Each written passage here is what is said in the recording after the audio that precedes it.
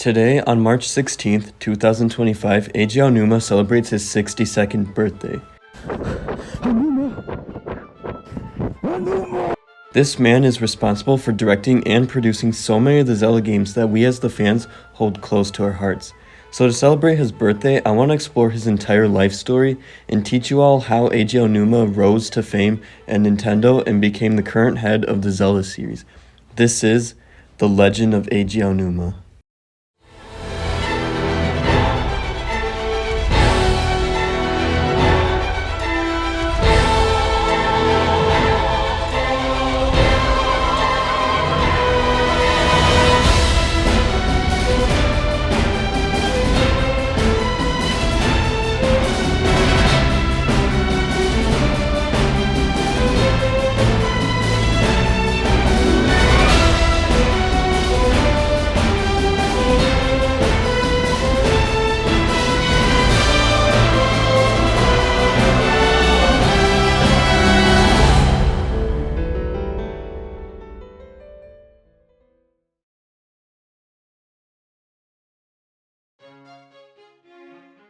On March 16, 1963, Eiji Aonuma was born in Nagano Prefecture, home of the tallest mountain ranges in Japan.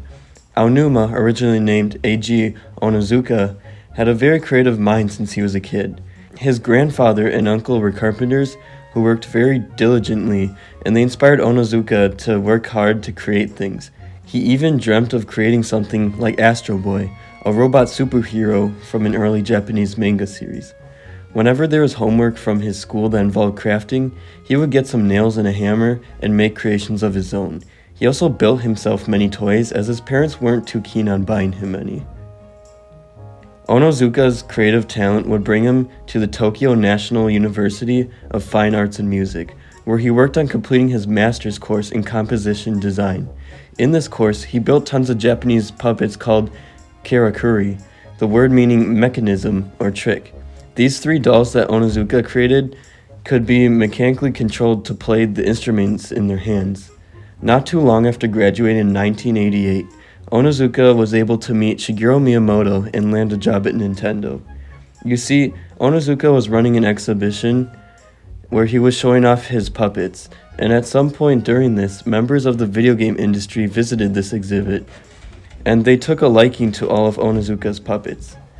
This was around the time when Onizuka learned that a video game animator graduated from the same university as him.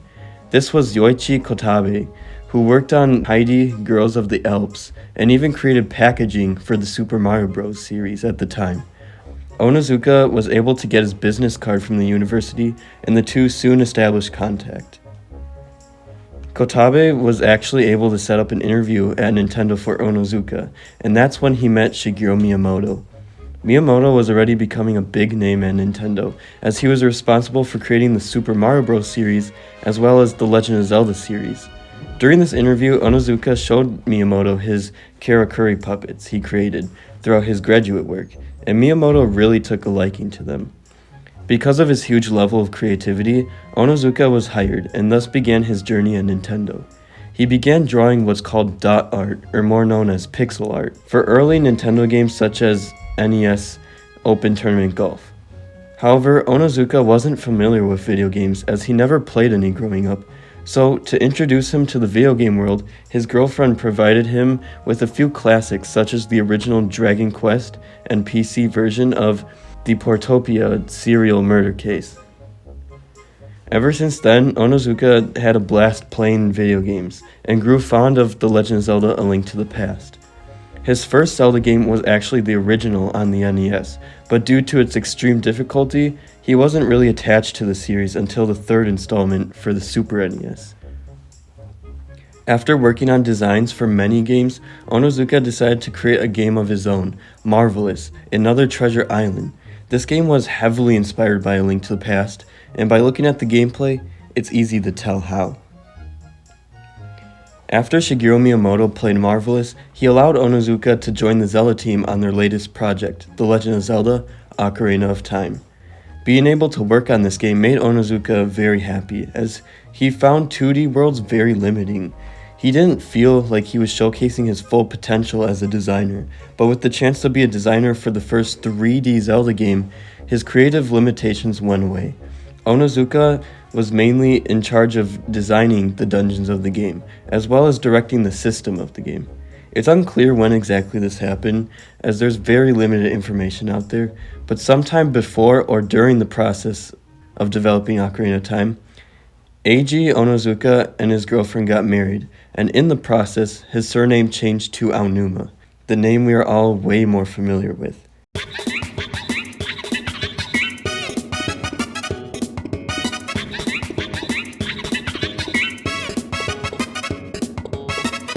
After Ocarina of Time, Aonuma became the director for future Zelda games such as Majora's Mask and The Wind Waker. However, towards the end of the development for The Wind Waker, Aonuma was considering leaving the Zelda team. He questioned whether he had fresh ideas for the series moving forward.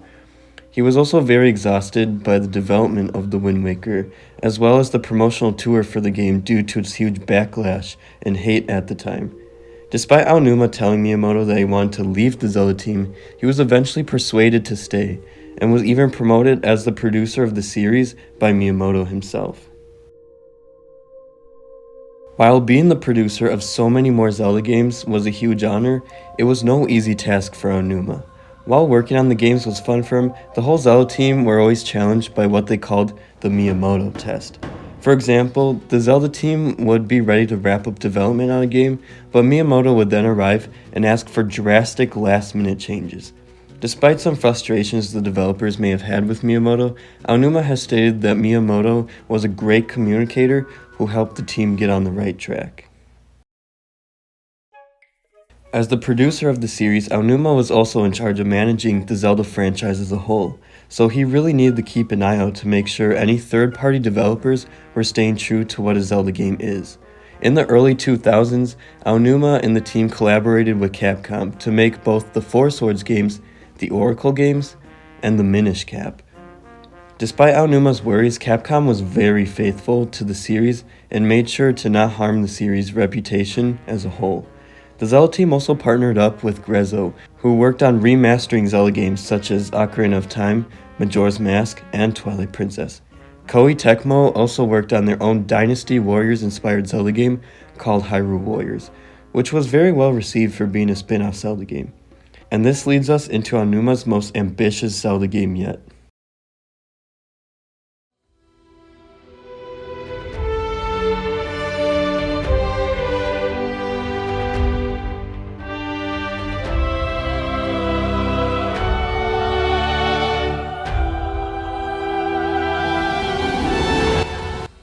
The Legend of Zelda: Breath of the Wild was the most anticipated Zelda game in the history of the series before Tears of the Kingdom's time.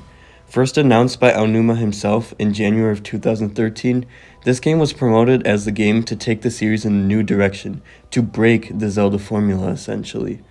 While this still remains a controversial decision as I speak, Breath of the Wild has become the best-selling Zelda game to date, reaching 32.6 million copies sold on the Nintendo Switch and an extra 1.7 million on the Wii U, which wasn't a very successful console for Nintendo.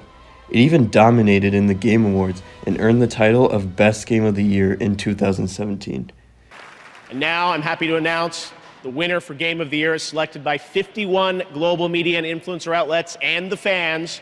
And this year, the Game of the Year goes to The Legend of Zelda: Breath of the Wild.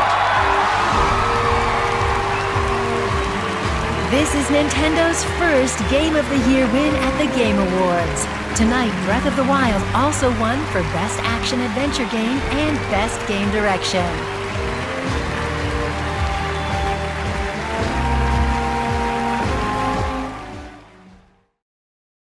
Even with how big Breath of the Wild was, Eiji Aonuma, along with other members of the Zelda team, still had so many ideas that didn't make it in the final game.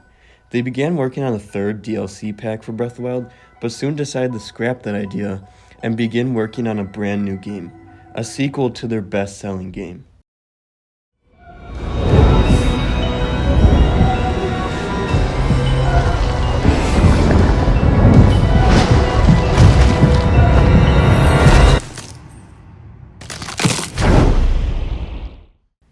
In 2019, the sequel to The Legend of Zelda Breath of the Wild was announced and was aimed for a 2022 release.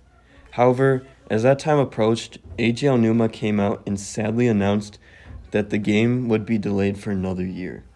As of now, there's no confirmed answer why, but from what I researched, most of it had to do with the team wanting to refine the game for another year. And the global COVID-19 pandemic that shut the world down for a while was also a factor into this.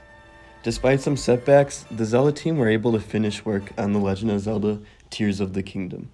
About a month away from the game's release, Aonuma took the time to showcase the game by demonstrating all of the new mechanics, which I speculate was done in order to sell more people on the idea that this game was completely different from its predecessor. Once Tears of the Kingdom released, everyone was satisfied and played around with the new mechanics. However, after a few months, something changed. As the hype settled down, Tears of the Kingdom didn't meet players' expectations, and many fans heavily criticized the game, with main arguments attacking the story of the game and how it's just Breath of the Wild 2.0 or a bigger Breath of the Wild DLC. While many fans began hating Eiji Aonuma already, the man soon received even more hate after an interview that happened during the peak of Tears of the Kingdom hate. During an interview with IGN in December of 2023, Aonuma was asked about his thoughts on fans begging for more traditional style of Zelda games, and his response went as follows. It's interesting when I hear people say those things because I'm wondering, why do you want to go back to a type of game where you're limited or more restricted in the types of things or ways you can play? But I do understand that desire we have for nostalgia, and so I can understand it from that aspect. After this interview, tons of fans weren't really happy, with some going way too far and saying that Eiji Aonuma should be fired from Nintendo. Even with the hate received, however, it didn't seem to affect Aonuma at all, and that's a great thing. Moving on to more recent times, the Zelda team collaborated with Grezzo just last year to create Echoes of Wisdom. This game brought us back to the old top-down style of Zelda games, but with modern mechanics implemented into the gameplay. This game actually made Eiji Aonuma realize that the old style of Zelda still has a chance to be a success, even if it doesn't sell as much as the bigger Zelda games. Now, Eiji Aonuma is most likely working with the Zelda team to create a brand new Zelda game for the Nintendo Switch 2.